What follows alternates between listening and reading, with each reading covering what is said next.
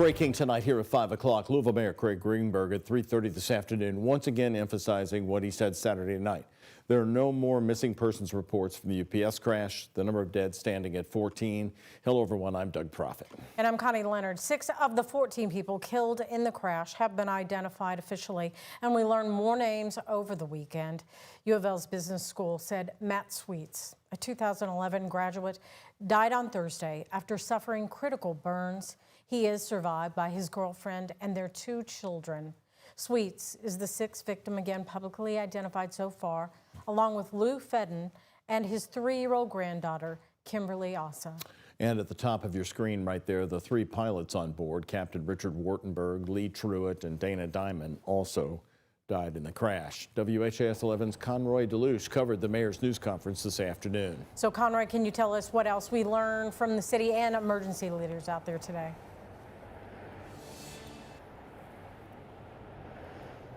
Well, Louisville emergency leaders did confirm that the city is actually in charge of the debris field area where NTSB is still investigating, that mostly along Grade Lane and the surrounding areas that are just south of the airport. And they are working to try and reduce the footprint in order to release access, at least to some of those business owners, people who've been trying to get back to their businesses for the past 6 days now that have been unable to. They've been allowed to go for short escorted visits, but other than that, that entire area has been shut off to the public for most of the past week, and there is still a long way to go in this investigation. NTSB is still lifting up and trying to carry debris out of the area, and the street eventually will need to be cleaned before it is fully accessible. Now, out of caution, any trucks that are rolling through right now to help with the cleanup, they are washing those entirely. That's how serious they are taking this and insisting that it is still very dangerous out there. Now, as we have reported, 14 people have died, and the mayor said at this point they don't have any more people who are missing from their list. Here's what he had to say earlier. And as I mentioned on, I believe it was Saturday evening, we believe that the number of missing persons reports that we're aware of matches the number of victims that have been located at the site. Once we begin to identify those victims, then we'll have a better sense of whether there's an exact match. But right now, that is our best guess, best sort of conclusion.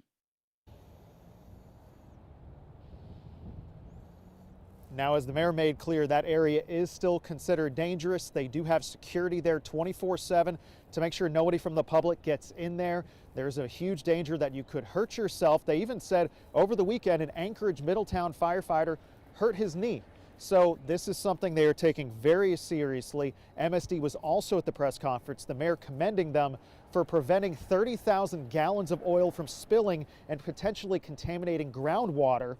But there are still some areas that we've reported that the EPA, that MSD is focusing on, especially in the Pond Creek area and the southern and northern ditches. So again, there will be a community resource center set up by the end of the week, and there will be a hotline that impacted people and businesses can reach out to, because we know there's countless more than they've even been in contact with, even as they are allowing short escorted visits for some business owners. We'll have another update coming for you at 6 live outside of Metro Hall. Conroy DeLuce, WHAS11 on your side. Conroy, thank you. At a Veterans Day ceremony today, Congressman Morgan McGarvey of Louisville honored victims of the UPS crash with a moment of silence. He also thanked fire and police departments from across the city for putting themselves in harm's way and saving lives. McGarvey says the NTSB is working to give families more answers about what happened in the crash. NTSB, they are working hard, they're being thorough, they're being deliberate. They want answers as quickly as we do. They want to make sure they're right, and we keep pressing to make sure that we get that information correctly and immediately to the families. Morgan McGarvey also said it's been a somber week for the city, and he wants to recognize first responders and pay tribute to the victims. Also, the FAA is grounding all UPS and FedEx MD-11 planes across the country following the crash last Tuesday, pending a further inspection. You can see images of that type of plane right there. UPS says MD-11s make up 9% of its airline fleet. There are 70 of them in service worldwide. Meantime, the Independent Pilots Association is responding to the grounding of the MD-11 fleet at UPS, saying aviation safety is the most important thing to our pilot group, and the grounding of the MD-11 fleet at UPS will help answer the question, was Flight 2976 an aircraft-specific issue or an MD-11 fleet-wide problem? Our coverage is still underway of what is Louisville's worst air disaster in our history. Tomorrow puts us at the 1 week point since the crash at 5:13 p.m., the official time given by the NTSB. You can download the free WHAS11 app to watch live news conferences and our newscasts, as well as follow along on WHAS11.com to stay up to date on the latest details on this story.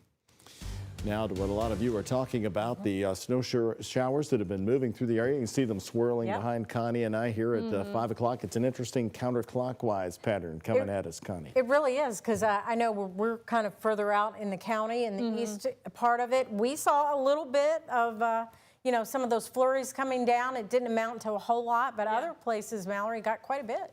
Yeah, really, it wasn't a one-size-fits-all forecast with the way that these snow showers rolled in from the north. Some of them had a little bit of a convective nature to it, so the way to think about that is you have convection when you have thunderstorms. We were dealing with snow showers, but a few of them brought some heavier burst. Areas like Meade County, Hardin County, Breckinridge County, down through south central Kentucky as well. But yes, in the Louisville area, just a trace of snowfall thanks to those flurries that melted when they reached the ground. Jefferson County has been cleared from the winter weather advisory, still south of the area where we're seeing a few of those showers continuing. This is in place until 7 o'clock this evening. But take a look outside. We're seeing some breaks in the cloud cover from our Hughes and Coleman camera here of downtown Louisville. Some late day sunshine, but we're still feeling the chill. 30s feeling like the 20s due to those bitter wind chills and gusty winds. That snow will continue to exit. Clouds will also decrease behind this evening and tonight, and lows will dip into the 20s with wind chills in the teens by early tomorrow morning. I'll let you know when we start to warm things back up, coming up in our 7-day forecasts, guys. Mallory, thank you. Well, this big-time winter cold snap came early this school year for the metro and surrounding counties. That means school districts must decide what to do about the weather a little early this year. A snow day, online school, or class in session as usual.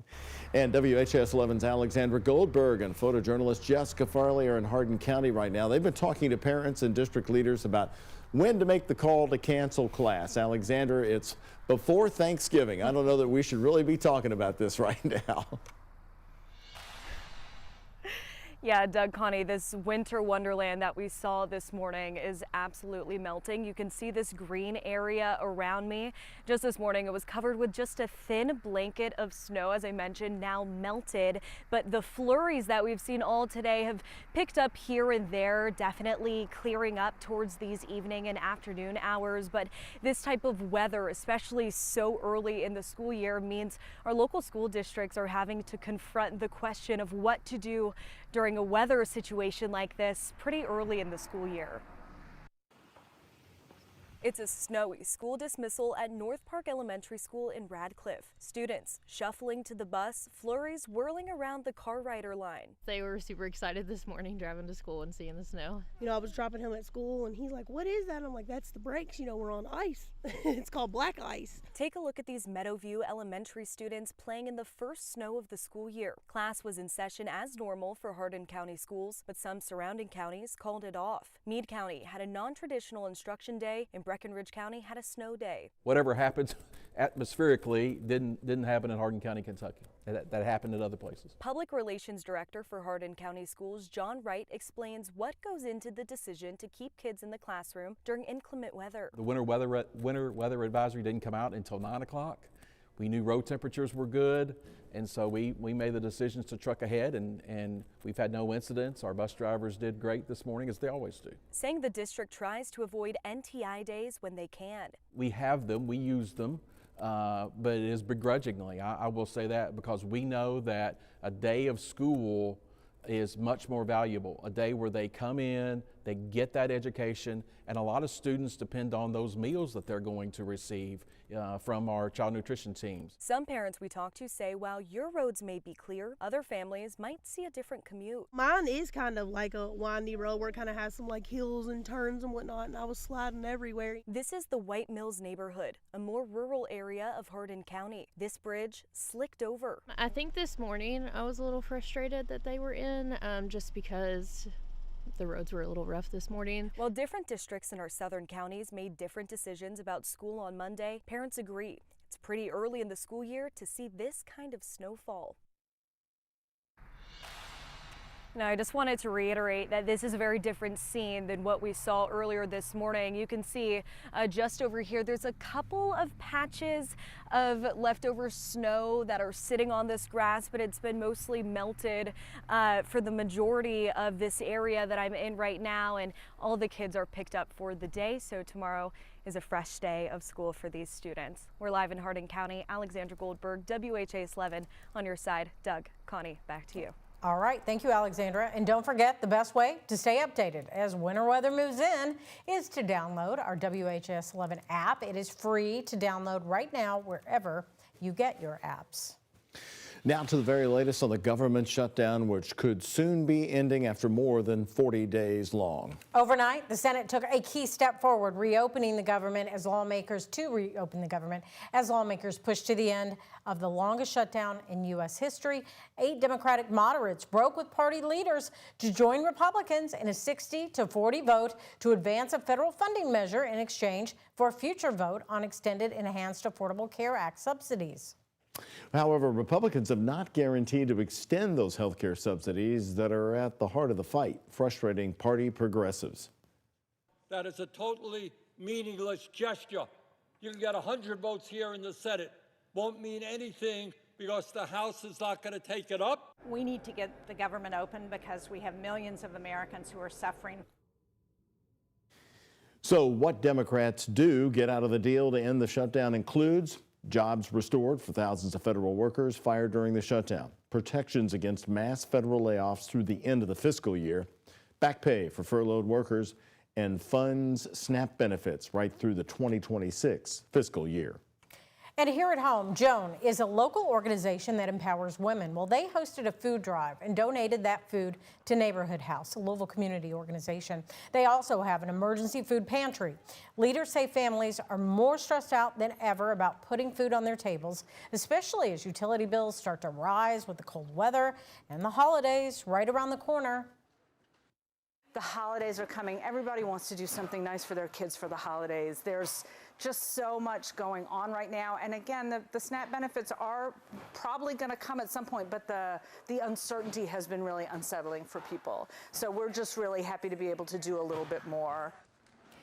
Neighborhood House typically feeds 800 people per month, but in the first 3 days of November, they fed 400 people alone, and demand continues to grow. Well, here at 5 o'clock, Governor Andy Beshear wants to help ensure a Democrat is in the White House in 2028. It's what he told an energized crowd of Democrats in Nebraska, Omaha, over the weekend on Friday night, and WHAS 11 News was there. Are you ready to flip that U.S. House of Representatives? Are you ready to try to win back the Senate? Are you ready to elect a Democratic president in 2028? All right, Nebraska, we need you. We love you. Let's get out there and win. Thank you, Democrats.